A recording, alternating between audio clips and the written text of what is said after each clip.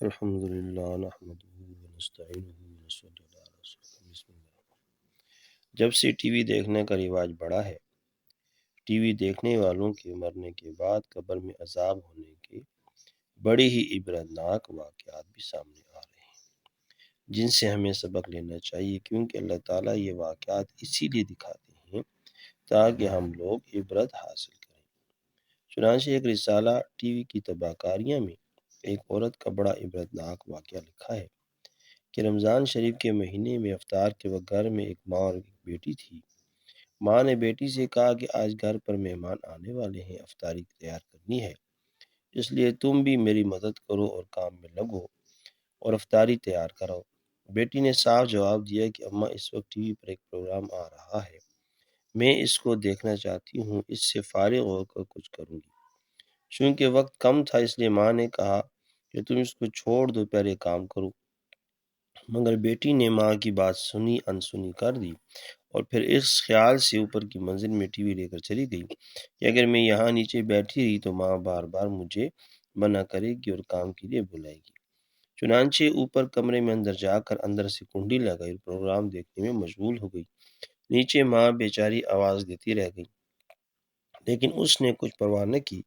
پھر ماں نے افطاری کے لیے جو تیاری ہو سکی کر لی، اتنے مہمان بھی آ گئے اور سب لوگ افطاری کے لیے بیٹھ گئے۔ ماں نے پھر بیٹی کو آواز دی تاکہ وہ بھی آ کر روزہ افطار کر لے، لیکن بیٹی نے جواب نہیں دیا تو ماں کو تشویش ہوئی، چنانچہ اوپر گئی اور دروازے پر جا کر دستک دی اور اس کو آواز دی، لیکن اندر سے کوئی جواب نہیں آیا۔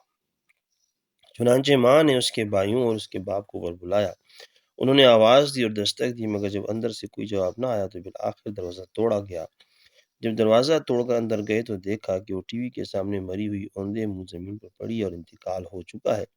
اب سب گھر والے پریشان ہو گئے۔ اس کے بعد اس کی لاش اٹھانے کی کوشش کی تو اس کی لاش نہ اٹھی اور ایسا محسوس ہونے لگا کہ کئی ٹن وزنی ہو گئی ہے۔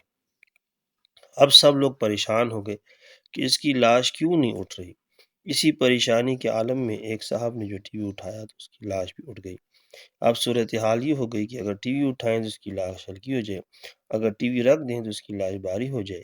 اس ٹی وی کو اٹھا کر اس کی لاش نیچے لائے اور اس کو غسل دیا، کفن دیا۔ جب اس کا جنازہ اٹھانے لگے تو پھر اس کی چارپائی ایسی ہو گئی جیسے کسی نے اس کے اوپر پہاڑ رکھ دیا ہو، لیکن جب ٹی وی کو اٹھایا تو آسانی سے چارپائی بھی اٹھ گئی۔ تمام اہل خانہ شرمندگی اور مصیبت میں پڑ گئے۔ بالآخر جب ٹی وی جنازے کے آگے آگے چلا تب اس کا جنازہ گھر سے باہر نکلا۔ اب اسی حالت میں ٹی وی کے ساتھ اس پر نماز جنازہ پڑھی گئی اور قبرستان لے جانے لگے۔ آگے ٹی وی، پیچھے جنازہ چلا، پھر قبرستان میں لے جانے کے بعد جب میت کو قبر میں اتارا اور قبر کو بند کر کے اس کو ٹھیک کر کے جب واپس لوگ جانے لگے تو لوگوں نے کہا کہ اب ٹی وی واپس لے چلو، لیکن جب ٹی وی اٹھا کر لے جانے لگے تو اس لڑکی کی لاش قبر سے باہر آ گئی۔